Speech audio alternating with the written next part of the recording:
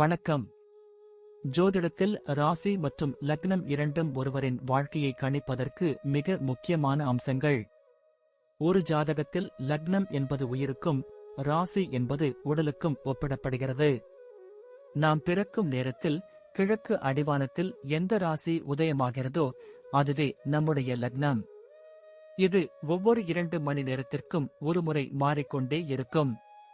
ஒரு நாளில் 12 லக்னங்கள் மாறிவரும். அதனால் லக்னம் என்பது மிக துல்லியமான தகவல்களை கொடுக்கக்கூடியது.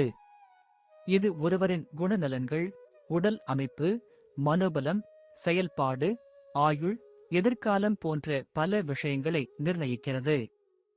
ராசி என்பது நாம் பிறக்கும் நேரத்தில் சந்திரன் எந்த ராசியில் இருக்கிறாரோ அதுவே நமது ராசியாகும். ஒரு ராசியில் சந்திரன் சுமார் 2.25 நாட்கள் இருப்பார்.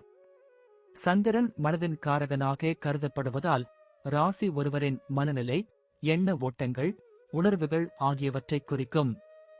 தொலைக்காட்சிகளிலும் பொதுவான பஞ்சாங்கங்களிலும் சொல்லப்படும் தினசரி ராசி பலன்கள் பொதுவாக இந்த ராசியை அடிப்படையாக கொண்டே கணிக்கப்படுகின்றன.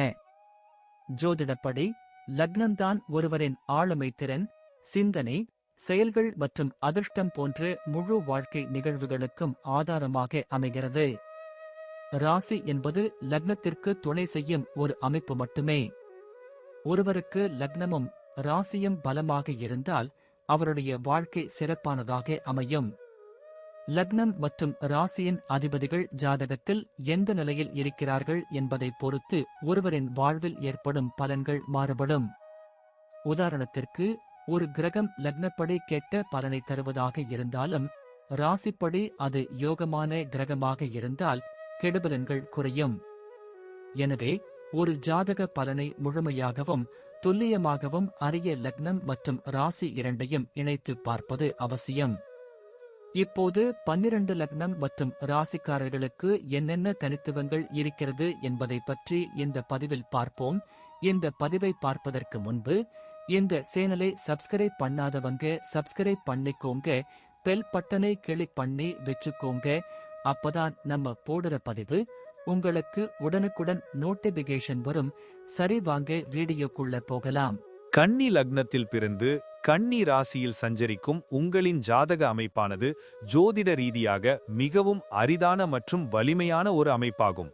ஏனென்றால் ராசி மற்றும் லக்னம் இரண்டுமே புதனின் ஆதிக்கத்தில் இருப்பதால் நீங்கள் புத்திசாலித்தனத்தின் சிகரமாக திகழ்வீர்கள். நீங்கள் பார்ப்பதற்கு மிகவும் எளிமையாகவும் வயது குறைவாகவும் தோற்றமளிப்பீர்கள். ஆனால் உங்கள் மூளை ஒரு கம்ப்யூட்டரை விட வேகமாக வேலை செய்யும் திறன் கொண்டது. எந்த ஒரு விஷயத்தையும் பார்த்த உடனே அதில் இருக்கும் நன்மை தீமைகளை அலசி ஆராய்ந்து விடுவீர்கள். உங்களுக்கு ஞாபக சக்தி அபாரமாக இருக்கும். பழைய விஷயங்களை கூட துல்லியமாக நினைவு வைத்து சொல்வீர்கள். எதையும் திட்டமிட்டு செய்வதுதான் உங்களுக்கு பிடிக்கும்.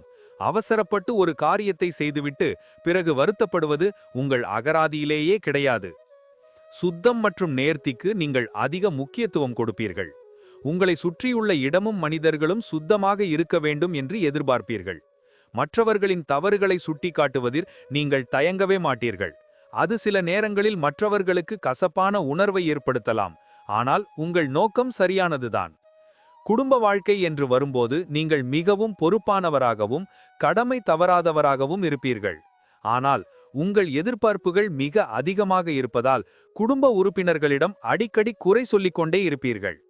வீட்டில் ஒரு பொருள் இடமாறினால் கூட உங்களுக்கு கோபம் வந்துவிடும். நீங்கள் உங்கள் குடும்பத்தின் மீது அதிக பாசம் வைத்திருந்தாலும் அதை வார்த்தைகளில் கொஞ்சி பேசத் தெரியாது, செயலில்தான் காட்டுவீர்கள்.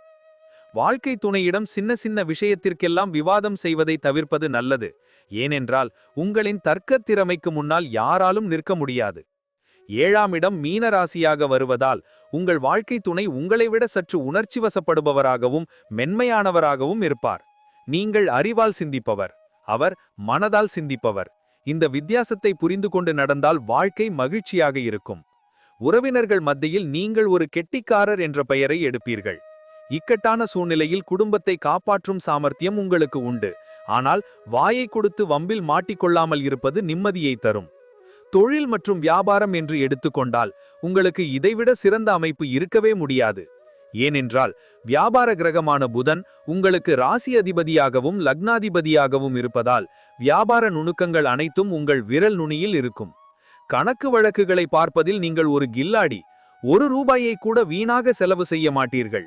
Auditing, accounts, share market, commission agency, ஜோதிடம், எழுத்துத்துறை மற்றும் கணிதம் தொடர்பான தொழில்களில் நீங்கள் கொடி கட்டி பரப்பீர்கள். யாரையும் எளிதில் நம்பி பணத்தை கொடுக்க மாட்டீர்கள். வாடிக்கையாளர்களின் மனநிலையை அறிந்து அதற்கு ஏற்றாற்போல பேசி பொருட்களை விற்பனை செய்வதில் நீங்கள் வல்லவர். போட்டியாளர்கள் உங்களை கண்டு பயப்படும் அளவுக்கு உங்கள் வியூகங்கள் இருக்கும். கூட்டுத் தொழில் செய்வதை விட சொந்தமாக தொழில் செய்வதே உங்களுக்கு அதிக லாபத்தை தரும்.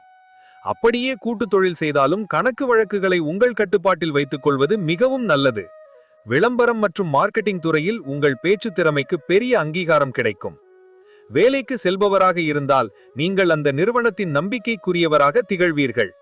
எந்த ஒரு வேலையையும் மிக துல்லியமாக பிழையில்லாமல் செய்து முடிப்பதில் உங்களுக்கு நிகர் நீங்களே.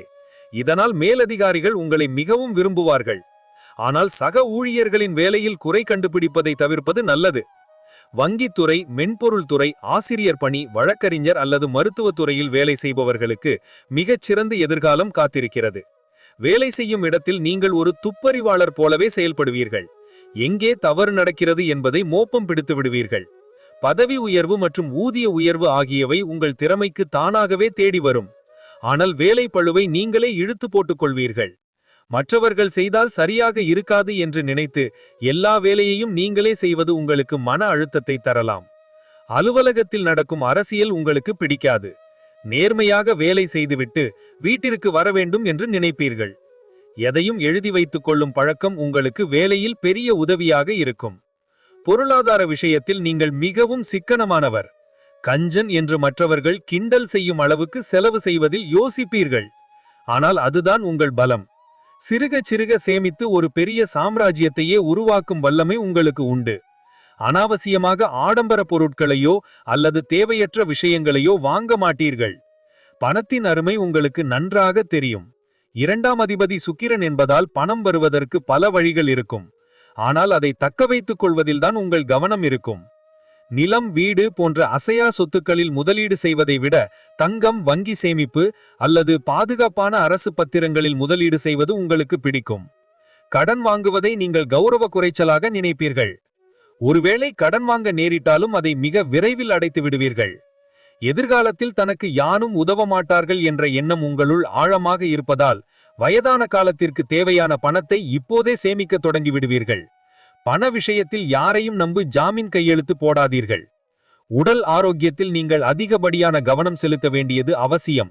ஏனென்றால் கன்னி ராசி மற்றும் லக்னம் இரண்டுமே கால புருஷனுக்கு 6வது இடமான நோய் ஸ்தானத்தை குறிக்கிறது. இதனால் உங்களுக்கு நோய் எதிர்ப்பு சக்தி குறைவாக இருக்கலாம்.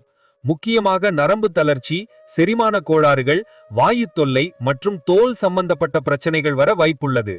நீங்கள் எதற்கெடுத்தாலும் அதிகமாக கவலைப்படுவதாலும் ஓயாமல் சிந்தித்துக் கொண்டே இருப்பதாலும் மன அழுத்தம் ஏற்பட வாய்ப்பு அதிகம்.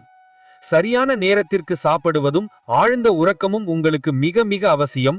பச்சை காய்கறிகள் மற்றும் நார்ச்சத்து உள்ள உணவுகளை அதிகம் சேர்த்து கொள்ள வேண்டும். சின்ன உடல் உபாதை என்றாலும் உடனே மருத்துவரை பார்த்து சந்தேகம் தீர்ந்து கொள்வது உங்கள் பழக்கம்.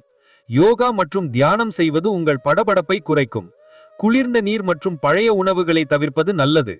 ஆரோக்கியத்தை பொறுத்தவரை நீங்கள் ஒரு மருத்துவர் போலவே நடந்து கொள்வீர்கள். சுத்தம், சுகாதாரம் பேணுவதில் உங்களுக்கு நிகர் யாரும் இல்லை. குழந்தைகள் விஷயத்தில் நீங்கள் மிகவும் கண்டிப்பான ஒரு பெற்றோராக இருப்பீர்கள்.